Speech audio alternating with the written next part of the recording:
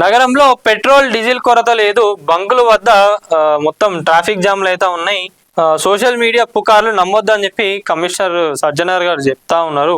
ఇక భయం ఉంటది కదా సార్, ఏం చెప్తారు, ఇక ఫేక్ న్యూస్లు అంటే అట్లా నమ్మేస్తారు జనాలు. ఇక వాళ్ళకు కూడా భయం ఉంటది కదా, అందుకే అసలు ఇంత ఘోరంగా అంటే కిలోమీటర్ 2 కిలోమీటర్ల వరకు కూడా మొత్తం ఇట్లా ట్రాఫిక్ జామ్ అయి ఉన్నది. ఇంకొకటి మీరు చెప్పిన బాగానే ఉన్నది, ఇప్పుడు జనాలు అందరూ పోయి పెట్రోల్ బంకుల దగ్గర ఉన్నారు. కానీ ఈడ ఇంకొక ముచ్చట నేను చెప్తా ఉన్నాను, ఏంటంటే నాయకులు ఎవరైతే విఐపీస్ అని చెప్పుకుంటారో, ఎమ్మెల్యే కావచ్చు, మినిస్టర్ కావచ్చు, రేవంత్ రెడ్డి గారు కూడా కావచ్చు, గింత టైంలో కూడా మీరు 10 కార్లు 15 కార్లు వేసుకొని రోడ్ల పైనకు వచ్చి ఇంకా ఇబ్బందులు పెడతా అంటే ఎంతవరకు కరెక్ట్ చెప్పండి. హైదరాబాద్ మొత్తం కూడా ఈరోజు ట్రాఫిక్ జామ్ అయి ఉన్నది. మొత్తం అంటున్నా నేను, ఏదో 1-2 ఏరియాలలో కాదు, హైదరాబాద్ మొత్తం కూడా ట్రాఫిక్ జామ్ అయినప్పుడు, మళ్ళా సమ్మర్ సీజన్ ఎండలు గట్టిగా కొడుతున్నప్పుడు మీరైనా ఆలోచించుకోవాలి కదా. ఇష్టం ఉన్నట్టుగా ఎమ్మెల్యేలు కానివ్వండి ఎవరైనా కూడా ఒక్క కార్లో పోతే ఏమన్నా అవుతుందండి? అంత అర్జెంట్ కూడా ఏం లేదు, 2-3 రోజులు ఒక్క కార్లో పోతే ఏమన్నా అవుతుందా? మళ్ళీ దానివల్ల కూడా చాలా ఘోరంగా ట్రాఫిక్ జామ్ అయింది. జనాలందరినీ ఎక్కడ పడితే అక్కడ ఆపేసేసి వాళ్ళని పంపిస్తామని అనేసే వరకు ఇంకా ఇబ్బందులు పడతా ఉన్నారు. ఎండలో ఎవరు కూడా ఉండలేకపోతా ఉన్నారు.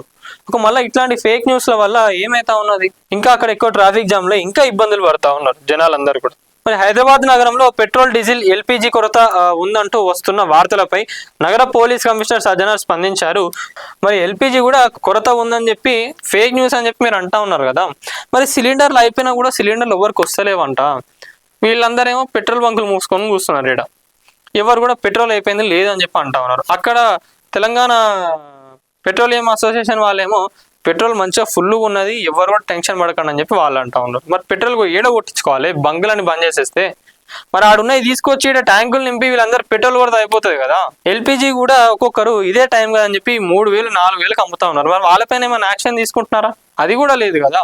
భయం ఉంటుంది జనాలకు ఎవరికైనా కూడా. ఎందుకంటే వీళ్ళందరూ కూడా, అంటే మనం అందరం కూడా కోవిడ్ని ఎక్స్పీరియన్స్ చేసి ఇడికి వచ్చిన వాళ్ళమే. అప్పుడు ఎన్ని బాధలు పడ్డాం ఏందనేది ఎవరికి తెలియదా? అవన్నీ మైండ్లో తిరుగుతానే కాబట్టి వీళ్ళు ముందు జాగ్రత్తగా పోయి నింపుకోనన్నా వద్దామని చెప్పి వాళ్ళందరూ బయటికి వస్తా ఉన్నారు. మరి దేన్ని నమ్మాలి? ఏది ఫేక్ న్యూసో ఏది నిజమో ఏదో ఎవరికి కూడా తెలుస్తలేదు. గట్ల అయిపోయింది ఇప్పుడు సొసైటీ.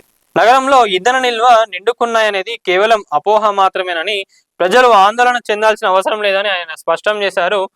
నగర వ్యాప్తంగా అన్ని పెట్రోల్ బంకులు, గ్యాస్ ఏజెన్సీల దగ్గర సరిపడా ఇంధన నిల్వలు ఉన్నాయని, సరఫరా ఎక్కడ ఆగిపోలేదని సిపి తెలిపారు.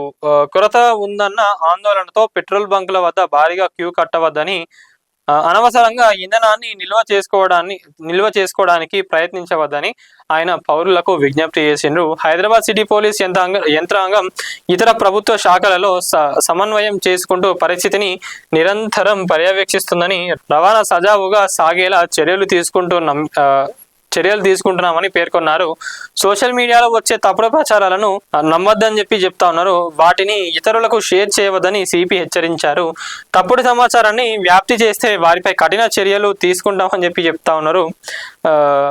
ప్రజలందరూ కూడా ప్రతి ఒక్కరికి సహకరించాలని చెప్పి సిపి గారు కోరుతా ఉన్నారు. ఇది చర్యలు తీసుకుంటారంట. ఎంత గమ్మత్తున్నారు చూడండి. సో ఇది మొత్తానికైతే పోలీస్ శాఖ వాళ్ళు చెప్తా ఉన్నారు, అధికారులు కూడా చెప్తా ఉన్నారు ఏంటంటే పెట్రోల్ షార్టేజ్ అనేది ఏడ కూడా లేదు, మీరు ఇబ్బందులకు పడి మమ్మల్ని కూడా ఇబ్బందులు పడకండి అని చెప్పి చెప్తా ఉన్నారు. మరి ఎల్పీజీ, డీజిల్, పెట్రోల్ ఎక్కడ కూడా షార్టేజ్ లేదు, మనకు మంచిగానే స్టాక్ లో ఉన్నది. ప్రతి ఒక్కరికి కూడా ఇష్యూస్ ఏవైతున్నాయో క్లియర్ అయిపోతాయని చెప్పి సజ్జనార్ గారు అయితే చెప్తా ఉన్నారు. మరి దీనిపైన మీరేమనుకుంటున్నారు? మరి మీ ఏరియాలలో కూడా ఇట్లనే షార్టేజ్ ఉందా? పెట్రోల్ బంకుల దగ్గర లైన్లు కట్టినరా? పెట్రోల్ ఉందంటున్నారా లేదంటున్నారా ఏందనేది ప్రతి ఒక్కరు కూడా కామెంట్లో తెలపండి. వీడియో చూస్తున్న వాళ్ళు ఎవరైతే ఉన్నారో వీడియోని లైక్ చేయండి, షేర్ చేయండి, అలాగే ఛానల్ని సబ్స్క్రైబ్ చేసుకోండి. Thank you.